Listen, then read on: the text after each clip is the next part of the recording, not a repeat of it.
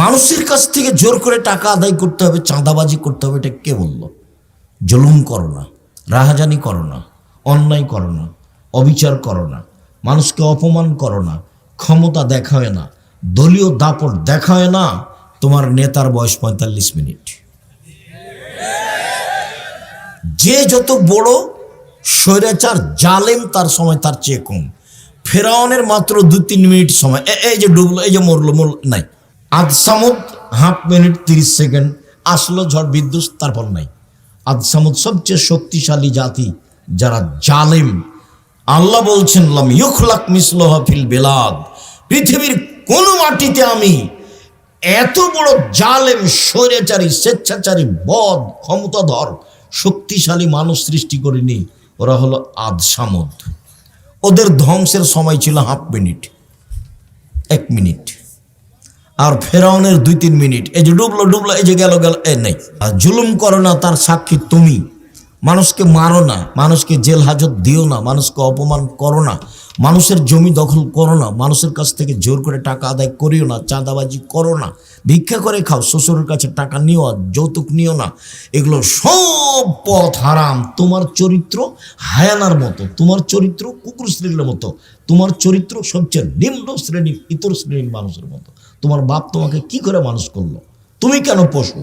তুমি কেন জাতির জন্য ভারী? তুমি কেন শ্বশুরের কাছে টাকা চাও? তুমি কেন মানুষের কাছে টাকা চাও? চাঁদাবাজি করো, কেন করো? আমি তোমাকে ভিক্ষা করে খেতে বলিনি, আমি বলেছি মানুষের বাড়িতে কাজ করে খাও। আমি নিরুপায় হয়ে বলেছি যে ভিক্ষা করে খাও। বাপ বেটা ভিক্ষা করো, কেন শ্বশুরের কাছে টাকা নিবা? বোনকে জমি দাও না কেন? এটা গায়ে বান্ধা, মানে বোনকে জমি দেয় না, এটা গায়ে বান্ধা, মানে শ্বশুরের কাছে টাকা নেই, যৌতুক ছাড়া বিবাহ দেয় না ছেলে মেয়ের। ভিক্ষা করে খাবেন? এই ছেলে, তুমি নিয়েছো? তোমার বাপ নিয়েছে? তোমার বাপের মুখখান দেখো, কালো হয়ে আছে। এই বেটাই, বাপ বেটা কালকে ভিক্ষা চাইবে মানুষের কাছে এভাবে। সন্ধ্যা হতে হতে টাকা ফেরত দিবেন, শরম হয় না কেন? লজ্জা হয় না কেন? তুমি তো স্কুলে যেয়ে বলো ও কালিমা তোমার আকাশ, ও কালিমা তোমার বাতাস। আমি তো বলি না কোনোদিন। আমি কেন বলবো? ঠাকুর বাঙালিদের শত্রু, ঠাকুর মুসলমানের শত্রু, ঠাকুর ভারতের শত্রু, ঠাকুর জাতির শত্রু, ঠাকুর বাংলা ঢাকা বিশ্ববিদ্যালয়ের শত্রু। যেদিন ভারত, বাংলাদেশ, পাকিস্তানের মুসলমান ইংরেজের হাতে নির্যাতিত, সেদিন ঠাকুর লন্ডনে মুচ পাকায়। সেই ঠাকুরের গান আমার ছেলে মেয়ে বলে, তোমার ছেলে তোমার বাপের সন্তান, এটাকে একটু ভারীও মনে করলো না? দিন রাত তুমি স্কুলে গিয়ে ঠাকুরের গান বলো। ঠাকুরের বাবার আকাশ, কে বলেছে যে ঠাকুরের কালিমায়ের আকাশ? তোমার লজ্জা হয় না? তোমার শরম হয় না? তোমার বাপ কলেজের শিক্ষক, তোমার বাপ বিশ্ববিদ্যালয়ের শিক্ষক। কি বোঝাতে চাচ্ছ তুমি আমাকে? তোমাকে আর তোমার বাপকে যদি আমি মূর্খ প্রমাণ করতে না পারি, জাতির সামনে বক্তব্য দেবো না। 30 বছর থেকে বলছি, 30 বছর থেকে আমি বলি না ঠাকুরের গান, আমার ছেলে মেয়ে বলে না ঠাকুরের গান। আমি ঠাকুরের গান বলি না, ঠাকুরকে আমি মানুষই মনে করি না। ঠাকুর তো একটা হিন্দু মানুষ, ও মুসলমানের শত্রু, ও জাতির শত্রু, ও বাঙালিদের শত্রু, ও ঢাকা বিশ্ববিদ্যালয়ের শত্রু, ও বাংলা ভাষার শত্রু। তাকে দাম দিতে হবে মানে? আমি বিবেক বেঁচে খেয়েছি। সম্মানিত দিনী ভাই বোন, কিভাবে আপনারা বলেন সেটা আমার বুঝে আসে না। আপনার ভিতরে কোনোদিন ছাড়াও দেখলাম না। এমনি তো দৌড়িয়ে বেড়াচ্ছ, মিছিল করছো, অমুকের চরিত্র ফুলের মতো। তুমি কয়দিন মিছিল করেছো? ঠাকুরের গান চলবে না?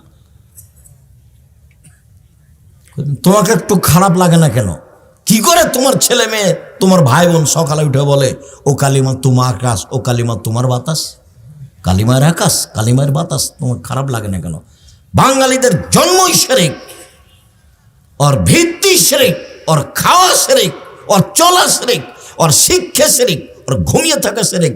একবারে শিরকের মধ্যে ডুবে আছে বাঙালি। ঠাকুর একে ডুবিয়েছে। আর ঠাকুর হলো প্রিয় মানুষ, এটা হয় কি করে? আমি কি দিয়ে বলতে পারি? কোনোদিন আমি বেগম রোকেয়াকে শিক্ষিতা মহিলা বলিনি, কোনোদিন বলিনি। হায়াতে দেহে শ্বাস থাকাকালীন বলবো না। কেন? বেগম রোকেয়া আপনি কেন চিনলেন না? ওই যে আপনাদের গাইবান্ধার ট্রেন স্টেশনের কথা, ঘটনা হয়তো বা আপনার পাটনায় হতে পারে। বেগম রোকেয়ার একটা কথা শোনাই, কেন আমি বলবো তাকে শিক্ষিতা মেয়ে? তোমাদের গাইবান্ধার ট্রেন স্টেশনে গাইবান্ধার মেয়েরা পর্দা করে হজ সফরে যাবে। তো 5-6 জন মহিলা একসাথে বের হয়েছে, ওর বাপ আছে বা চাচা আছে, ওরা একসাথে যাবে। তো গাইবান্ধাতে প্ল্যাটফর্মে বসে আছে, তো বেশি পর্দা করে সেই জন্য একটা বড় চাদর দিয়ে ওরা 4-5 জন মহিলাকে এভাবে ঢেকে রেখেছে। ওর চাচা বা ওর বাপ যে বাইরে গেছে। এখন ওই স্টেশন মাস্টার প্ল্যাটফর্ম খুঁজছে, দেখি কোথায় কি আছে। তো এক জায়গাতে দেখছে যে একটা বড় চাদরটা ঢাকা আছে, মনে করছে এটা বস্তা। তখন পাঁদে দেখে এইটা কিসের বস্তা, এটা কিসের বস্তা। পর্দাকে নিন্দা করছে বেগম রোকেয়া, পর্দাকে দেখাচ্ছে ওরা ঢাকা আছে সেজন্য। বেগম রোকেয়া কিভাবে দেখাচ্ছে, পাঁদে দেখাচ্ছে এটা কিসের বস্তা, এটা কিসের বস্তা। বেগম রোকেয়া জানে না আমি তাকে শিক্ষিতা মেয়ে বলবো? তোমার বুদ্ধি হারালছে, তোমার বিবেক হারালছে, তুমি পশু প্রাণীর মতো, তুমি ইতর শ্রেণীর মানুষ। তুমি বলো গা, যাও তুমি মিছিল করে বেড়ো গা। তোমার বাপকে আর তোমাকে যদি আমি, তোমার জাতিকে যদি আমি মূর্খ প্রমাণ করতে না পারি, জাতির সামনে বক্তব্য দেবো না। জাতির জন্য বোঝা কেন? চাঁদাবাজি করে তোমাকে খেতে হবে কেন? তুমি নিম্ন শ্রেণীর মানুষের পিছনে দৌড়াও কেন? 100 খান মোটর সাইকেল নিয়ে ইতর শ্রেণীর মানুষের পিছনে দৌড়াও কেন? আল্লাহ রসুল বলছে ও লোকা ইবনে লোকা, ও নেতা মানে ও লোকা ইবনে লোকা, ও অধমের সন্তান অধম, ও গাইবান্ধার ভাষায় ও ভেন্ডের বাচ্চা ভেন্ডে। আমি তার নাম নিই না, তুমি যার সাথে দৌড়িয়ে বেড়াও পিছিয়ে পিছিয়ে 1000 খান মোটর সাইকেল নিয়ে, আমি তার নামটা নিই না। আমার মা যখন আমাকে বাড়ি থেকে বিদায় করতো পড়ার সময়তে, তখন বলতো 4টে কথা। 1, দোকানে বসিও না। 2, প্রাইভেট পড়ায়ও না। 3, বন্ধুতালি করো না। 4, মানুষের বাড়িতে খায়ও না। আমার মা পিছে পিছে হাঁটতেন আর বলতেন 1, দোকানে বসিও না। 2, প্রাইভেট পড়ায়ও না। 3, বন্ধুতালি করো না। 4, মানুষের বাড়ি দাওয়াত খায়ও না। এভাবে আমার মা বলতেন আর পিছে পিছে হাঁটতেন। তুমি দোকানে বসে আড্ডা পিঠো কেন? ওই যে এখন দেখো আড্ডা পিটছে। আজকে এখানে প্রোগ্রাম, তুমি দোকানে বসে আছো কেন? এই যে তোমার বোন আসলে হ্যাঁ করে আসলো, আবার চলে গেল কেন? আমি জবাব দেব? আমি কেন দেবো? তুমি দাও, তোমার বাপ দেখ, তোমার মা দেখ। আমি তো এমনি বলিনি তোমার মা নয়, এটা তোমার খালা। আমি ওটা এমনি বলিনি, ওটা তোমার বাপ নয়, ওটা তোমার চাচা। ও তোমাকে ধ্বংস করেছে, তোমার বোনকে ধ্বংস করেছে। তোমার বোনের নখটা বড়, জবাব আমি দিব। ইহুদি খ্রিস্টানদের পতিতালয়ের মেয়েদের নখ বড়। ইহুদি খ্রিস্টানদের পতিতালয়ের মেয়েদের নখ বড়। তোমার বোনের নখে নেইল পালিশ আছে। ইহুদি খ্রিস্টানদের পতিতালয়ের মেয়েদের নখে নেইল পালিশ থাকে। ইহুদি খ্রিস্টানদের পতিতালয়ের মেয়েদের নখে নেইল পালিশ থাকে। তোমার বোনের নখে নেইল পালিশ আছে, জবাব আমি দিব। তোমার বোনের কপালে টিপ আছে। হিন্দু মেয়েকে বিবাহ করার 10টা পদ্ধতি আছে, তার একটা পদ্ধতির নাম রাক্ষসী বিবাহ। মেয়ের বাপ বিবাহ দিবে না, ছেলেটা বিবাহ করবে। যদি কপালে টিপ দিতে পারে তাহলে বিবাহ হয়ে গেছে, এর নাম রাক্ষসী বিবাহ। সেই হিন্দুদের টিপ তোমার বোনের কপালে কেন? কে জবাব দিবে? আল্লাহর নবী বলছেন যে ভুরু তুলে চিকন করে তার উপরে অভিশাপ, যে পরচুলা ব্যবহার করে তার উপরে অভিশাপ, যে শরীরে উল্কি করে নেয় ট্যাটু সে তার উপরে অভিশাপ, যে পরচুলা ব্যবহার করে তার উপরে অভিশাপ। রাসূল সাল্লাল্লাহু আলাইহি ওয়াসাল্লাম বলছেন যে দাঁত ছিলে চিকন করে তার উপরে অভিশাপ। সব তোমার বোন করছে, জবাব আমি দেব? আমি কেন দেবো? এই জবাব তো আমি দিব না। রাসূল সাল্লাল্লাহু আলাইহি ওয়াসাল্লাম বললেন, পৃথিবীর মানুষ শোনো, একবার বললেন যে তাহাজ্জুদ পড়ো, আমাকে সাহায্য করো, সাথে নিয়ে থাকবো। আর এখন বলছেন শোনো, সত্যবাদী ব্যবসায়ীরা নবীর সাথে থাকবেন। আবার বলছেন শোনো, কেউ যদি 2 জন মেয়ের লালন পালন করে, সেই পিতা আর আমি জান্নাতে একসাথে এভাবে থাকবো। 2 জন মেয়ের লালন পালন। তখন কি লালন পালন? তখন বলছেন 1, আল্লামাহুন্না, মেয়েকে বিদ্যা শিখিয়ে দিল। 2, আদাবাহুন্না, শিষ্টাচার শিখিয়ে দিল। হ্যাঁ করে আসলে চলে গেল, এটা শিষ্টাচার? ওই যে গল্প করছে এখন, এটা শিষ্টাচার?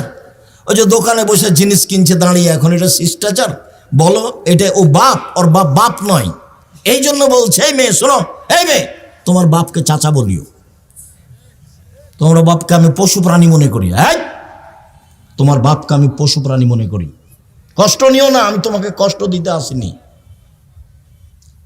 তোমার বাপ আমার দিনী ভাই, তোমার মা আমার দিনী বোন, গাইবান্ধা আমার শ্বশুর বাড়ি এলাকা, আত্মীয়তার অভাব নেই। কাজেই আমি কষ্ট দিতে আসিনি, আমি দুঃখিত। আপনার ছেলে মেয়ের জবাব আমি দিব না আপনি দিবেন? এটার কি উত্তর আপনার কাছে আছে? ছেলে মেয়ে জাতির জন্য বোঝা হলো কেন? মেয়ে এমন হলো কেন? কে জবাব দিবে? মা দিবে, ওর বাপ দিবে। আল্লাহ নবী বলছেন যে ওই বাপ আমার সাথে জান্নাতে থাকবে। কে? এক, মেয়েকে বিদ্যা শিখিয়ে দিল, দুই, শিষ্টাচার শিখিয়ে দিল। বলো তো, ওই ফ্যাশন বোরকা পরে ভ্যানিটি ব্যাগ হাতে করে চলে যাওয়া বাজারে, এটাই কি শিষ্টাচার? কি দুলা ভাইয়ের সাথে এসেছে, আর এটা তো গাইবান্ধা, আপনারা এসে একটু কম বদনাম করিয়েন। আচ্ছা ঠিক আছে, কমই করছি। জামাই এসেছে তো শাশুড়ি বলছে যুবতী মেয়েকে, তোর দুলা ভাইকে চা দিয়াই, পানি দিয়াই, পান দিয়াই, খাবার দিয়াই। তো একটা তো বিবাহ সূত্র দিয়েছেন, আর একটা এমনি ফাও দিলেন কেন? এটা তো কোলে করে নিয়ে বসে আছে। আপনি শ্বশুর, এটা চোখে পড়ে না? আপনি শাশুড়ি, এটা চোখে পড়ে না? কেন পড়ে না এটা চোখে? জামাই বাড়িতে এসেছে, খাবার দিবেন আপনি, ভাত দিবেন আপনি, পানি দিবেন আপনি, সব কিছু করবেন আপনি। তো আপনি আপনার মেয়েকে পাঠালেন কেন? কেন পাঠালেন? এর জবাব আমাকে দিতে হবে না তোমার বাপ দিবে? দেও, বলো দেখি। তোমার বাপ তো একটা মেয়ে বিবাহ সূত্রে দিয়েছে, আর একটা ফাও দিল কেন? তুমি এখন বলো যে একে বাপ বলবে না, একে চাচা বলবা। বাপ তো মানে জিম্মেদার। এক, মেয়েকে বিদ্যা শিখিয়ে দিল, দুই, মেয়েকে শিষ্টাচার শিখিয়ে দিল, তিন, মেয়ের বিবাহ শাদী দিয়ে দিল, চার, মেয়ের সাথে ভালো আচরণ করলো। ওই বাপ আর আমি মুহাম্মদ সাল্লাল্লাহু আলাইহি ওয়াসাল্লাম জান্নাতে একসাথে এভাবে থাকবো। দুঃখিত সম্মানিত দিনী ভাই বোন, কি করতে পারি? অবস্থা দেখলে খুব কষ্ট হয়, চাল চলন দেখলে খুব কষ্ট হয়। সব জিম্মেদারি বাপ মায়ের উপরে চাপানো হয়েছে।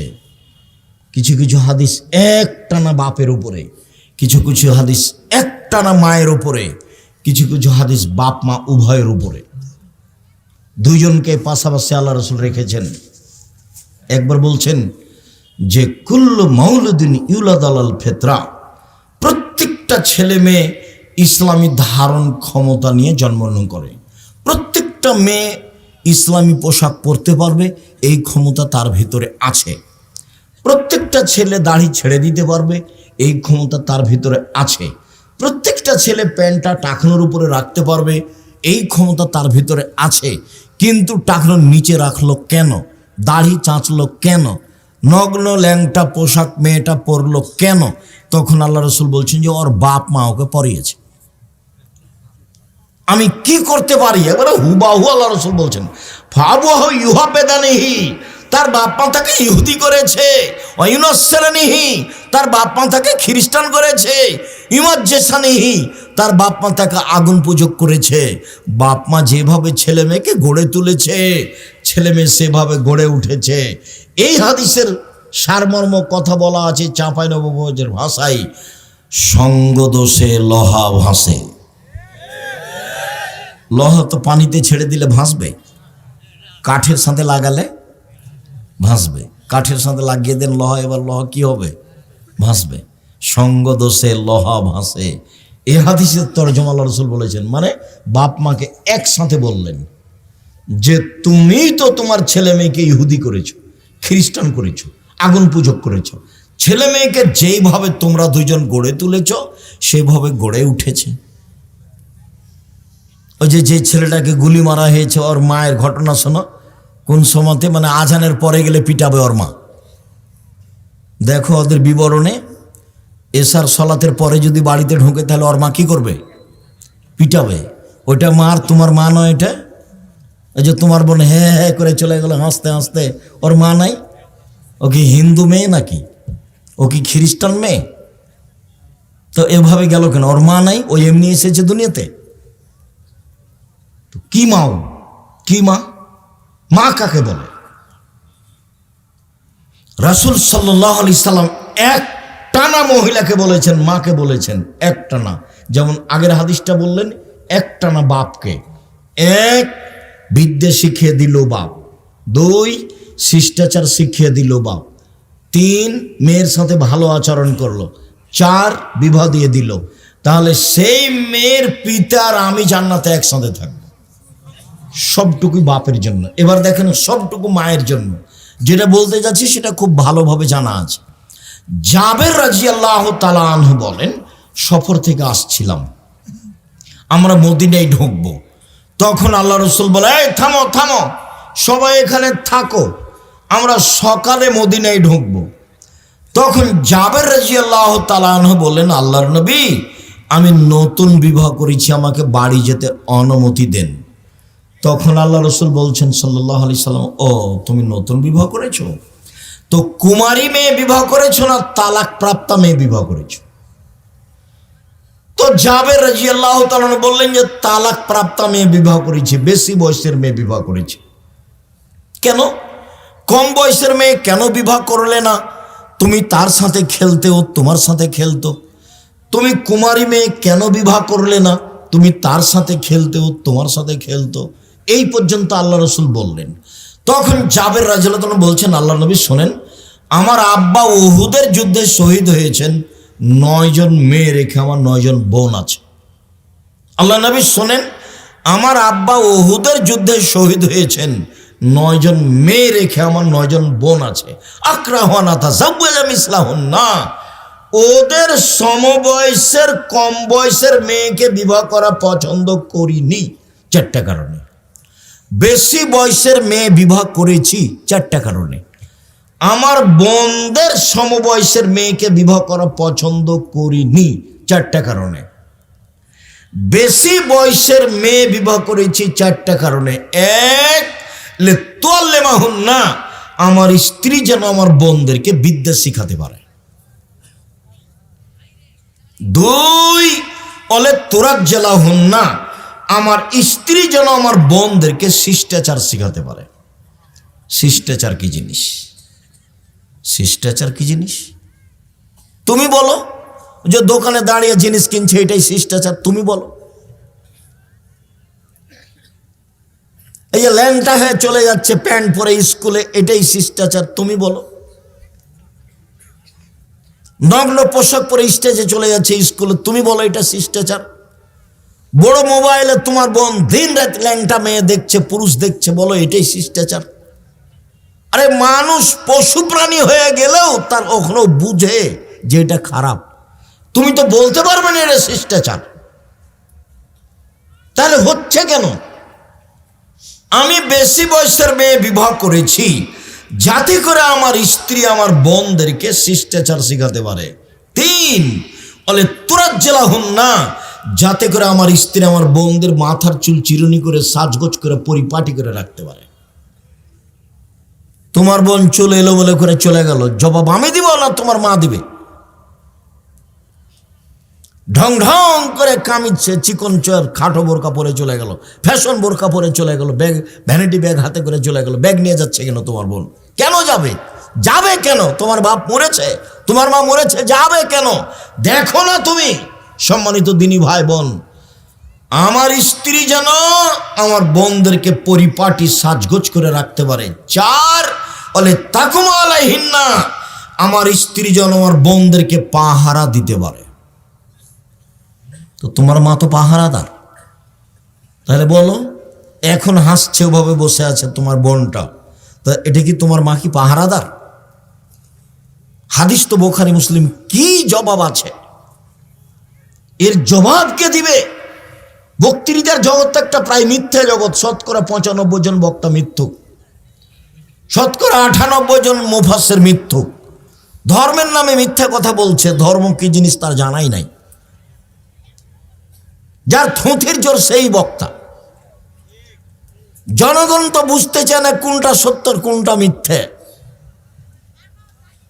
জনগণ তো হিসাব করতে পারে না ভালো মন্দ। আমি কি দিয়ে বুঝাতে পারি শিষ্টাচার কি জিনিস, পাহারা কি জিনিস?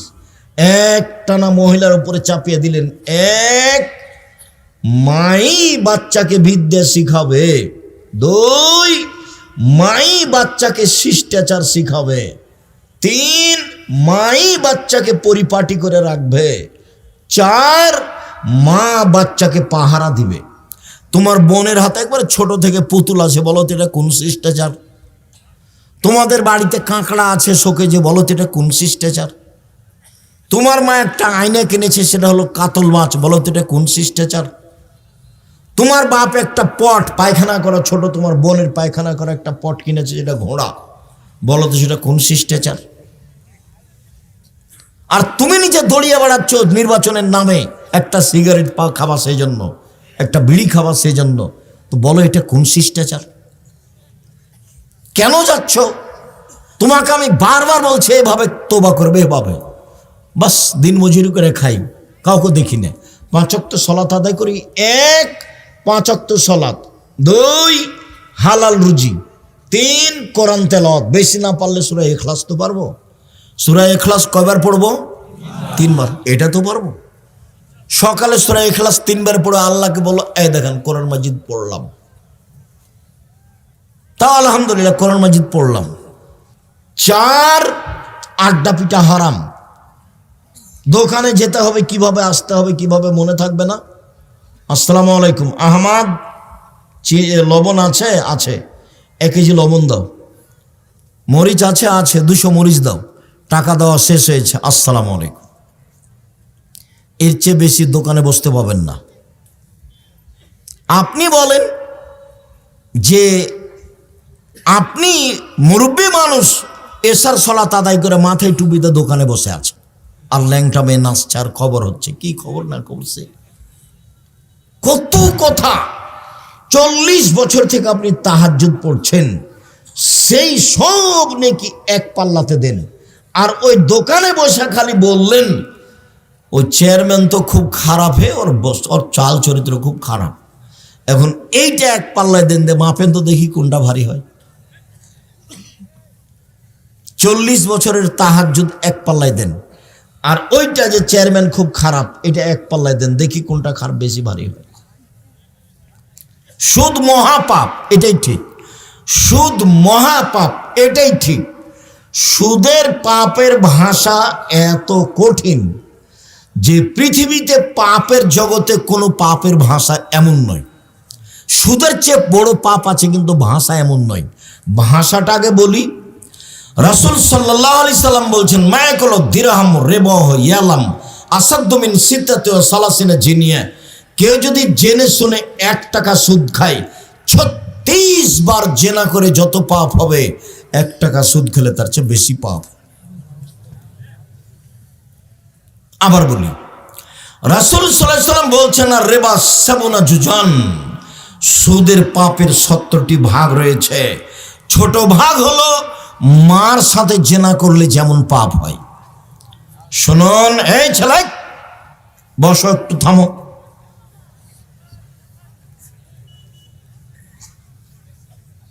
শিরক মহাপাপ, ভাষা এমন নয়। মাকে গালি দেওয়া মহাপাপ, ভাষা এমন নয়। মিথ্যে সাক্ষী মহাপাপ। গাইবান্ধা জেলে 20, 25, 30 বছর থেকে বহু মানুষ আছে, ও নিজেই জানে না আমি কেন জেলে। জজ জানে না ঘটনা কি, উকিলও জানে না ঘটনা কি, সাক্ষীও জানে না ঘটনা কি। সাক্ষীকে বলেছে যে তোকে 1 লক্ষ টাকা দিব, জজের সামনে বলবি যে আমি 2 চোখে মারতে দেখেছি। তো টাকা নিয়েছ, বলছে 2 চোখে মারতে দেখেছি, কিন্তু সাক্ষী তো জানে না ঘটনা কি। তাহলে জজও জানে না ঘটনা কি, উকিলও জানে না ঘটনা কি, সাক্ষীও জানে না ঘটনা কি, যে জেলে আছে সেও জানে না ব্যাপারটা কি, আমি কেন জেলে। গন্ডগোলের দিন তো আমি ছিলাম না, ও গেছে দলীয় দাপটে জেলে গেছে। কি ক্ষমতায় গেছে? দলীয়, তোমার স্বভাবের কারণে গেছে। তোমার স্বভাবকে আমি ঘৃণা করি, ফু। তোমার স্বভাবকে আমি ঘৃণা করি, ফু। তোমার স্বভাবকে আমি ঘৃণা করি। সহজ পথে আসে। বাঁচার তিনটে পথ, জাহান্নাম থেকে বাঁচার তিনটে পথ। এক, মুখ বন্ধ রেখো, বাস জান্নাত হবে। দুই, জরুরি প্রয়োজন ছাড়া বাড়ির বাইরে যাব না। মিছিল তো বহু দূরের কথা। শীতের দিনে পিছে পিছে দৌড়িয়ে বেড়া তো বহু দূরের কথা। জরুরি প্রয়োজন ছাড়া বাড়ির বাইরে যাবা না, বাস জান্নাত হবে। তিন, পাপের জন্য কাঁদো, জান্নাত হবে। রাসূল সাল্লাল্লাহু আলাইহি ওয়াসাল্লাম বললেন, পৃথিবীর মানুষ শোনো, তোমাদের কি হবে, যুগের কি হবে। তোমাদের কি হবে, যুগের কি হবে। সমাজের মানুষ যখন আগাছা হবে তখন তোমাদের কি হবে, যুগের কি হবে। সমাজের মানুষ যখন আগাছা হবে তখন তোমাদের কি হবে, যুগের কি হবে। তো সাহাবীগণ বলেন তাহলে কি করতে হবে। সবাই যদি সমাজে আগাছা হয়ে যায় তা আমি কি করব বলেন। তখন আল্লাহ রাসূল বলছেন, শোনো, এক, আলজাম লিসানাক, মুখখান বন্ধ রেখো। সেই সময়ে তুমি তো মিছিল করছো, তুমি মুখ বন্ধ রেখেছো। এক, মুখ বন্ধ রেখো। দুই, বাড়িতে থাকিও, বাড়িতে। তিন, যেটা ভালো সেটা নিবা, যেটা খারাপ সেটা ছেড়ে দিবা। এই পর্যন্ত বলতেই সাহাবীগণ বলে উঠলেন, ঠিক আছে আল্লাহর নবী, বুঝলাম, আমি বাড়িতে থাকবো, কিন্তু প্রতিপক্ষ যদি আমাকে এসে বাড়িতে মারবে তো তোমাকে মনে করছে যে তুমি আওয়ামী লীগ, তখন মারবে না। তুমি তো কয়দিন মারেছ, তোমার তো চরিত্র খারাপ, তুমি ভালো জানো। জেনা করলেই শুধু খারাপ চরিত্র হয়? জুলুম খুব খারাপ জিনিস, এর বিচার পরে হবে। জাহান্নামে চলেই গেছে, তো ঢোকেনি কেন, মরেনি এই জন্য। যত জুলুমবাজ দেখছো, যত অত্যাচার দেখছো, যারা রাহাজানি করছে, যারা জুলুমবাজি করছে, যারা মানুষের কাছে চাঁদা আদায় করছে জোর করে, এই জাহান্নামে চলেই গেছে। ঢোকেনি কেন, মরেনি এই জন্য। মরলেই ঢুকবে, এটাই হিসাব। সম্মানিত দিনী ভাই বোন, অবাক হতে হয়। চট করে একটা কথা মনে পড়ছিল যে এখন ভূমিকম্প কেন, ঢাকায় ভূমিকম্প কেন, দেশে ভূমিকম্প কেন। তিনটা কারণে ভূমিকম্প হয়, তিনটা কারণে। এক, এই যে সারেবুল খমরা, যখন মানুষ নেশাদার দ্রব্য পান করবে, তখন যখন মানুষ নেশাদার দ্রব্য পান করবে, প্রায় মানুষই সিগারেট খায়, প্রায় মানুষই বিড়ি খায়, প্রায় মানুষই মদ খায়, প্রায় মানুষই গাঁজা খায়, প্রায় মানুষই হিরোইন খায়। যখন মানুষ নেশাদার দ্রব্য পান করবে তখন ভূমিকম্প হবে। দুই, জাহারাতিল কায়নাত, মেয়েরা যখন নাচবে, সব দোকানে মেয়ে নাচে, সব মোবাইলে মেয়ে নাচে, সব বাড়িতে মেয়ে নাচে, তো ভূমিকম্প তো হবেই, ভূমিকম্প তো হবেই। সব মোবাইলে মেয়ে নাচে, প্রায় সব মোবাইলেই, সব দোকানে মেয়ে নাচে, সব বাড়িতে মেয়ে নাচে। আল্লাহ রাসূল বলছেন, মেয়েরা নাচলে ভূমিকম্প হবেই। স্কুল তো চলে না মেয়ে নাচানো ছাড়া, হেডমাস্টারই চলে না ঢোল ঢাক ছাড়া, মেয়ে নাচানো ছাড়া। আর তোমার বাপ মায়ের চলে না জন্মদিবস ছাড়া। জন্মদিবস সেরেক, মৃত্যু দিবস সেরেক, 16 ডিসেম্বর সেরেক, 26 মার্চ সেরেক, 21 ফেব্রুয়ারি সেরেক, পৃথিবীর যে কোনো দিন পালন করা সেরেক। গলায় তাবিজ ঝুলানো সেরেক, মাদুলি ঝুলানো সেরেক, তুলসী গাছ তুলে ফেলা যাবে না এই কথা বলা সেরেক, গরুকে লাথি মারা যাবে না এই কথা বলা সেরেক, ধানের উপর দিয়ে জুতা পায়ে দিয়ে হাঁটা যাবে না এই কথা বলা সেরেক, কবরে সিজদা করা সেরেক, কবরে কিছু চাওয়া সেরেক, পীরের কাছে কিছু কথা বলা সেরেক। বাংলাদেশে শুধু শিরকের বন্যা চলছে, এগুলো সবই সেরেক। তো তুমি মানুষ কোথায় আছো? এখন তো মানুষ নির্বাচনের নাম দিয়ে যাচ্ছে, এই হিন্দুদের মেলাতে যাচ্ছে, হিন্দুদের মন্দির ঠিক করে দিচ্ছে, কত কি করছে। কি দেখাতে চাও? আর তুমি তার পিছু পিছে ঘুরো। যখন তোমাকে আমি দেখি ঘুরতে, আমি গাড়ি নিয়ে যাই, তোমাকে দেখি তুমি পিছনে পিছনে মোটরসাইকেলে ঘুরছো আর মিছিল করছো, তখন তোমাকে এত ঘৃণা করি আমি। তোমার চেয়ে আমার কাছে খারাপ মানুষ আর কেউ থাকে না। তোমার চরিত্র আমার কাছে এত খারাপ। তোমাকে আমি 30 বছর থেকে বলে আসছি, সহজ জীবন, বারবার বলছি, সহজ জীবন, 5 ওয়াক্ত সালাত, হালাল রুজি, কি দিনমজুরি, সহজ জীবন, হালাল রুজি। কি? বাদাম বিক্রি। বাদাম বিক্রি করতে হবে এ কথা আমি বলিনি। কোটি টাকার ব্যবসা করো, দেশের সবচেয়ে বড় ব্যবসায়ী হও। টাকা দিয়ে সরকারকে উঠাতে হবে না, নামাতে হবে না। টাকা ইনকাম করি অসহায় মানুষের পাশে দাঁড়ানোর জন্য। জান্নাত পেতে রাজি নই, জান্নাত কিনতে রাজি। 5 ওয়াক্ত সালাত আদায় করে জান্নাত পাওয়া যায় কিনা যায় না।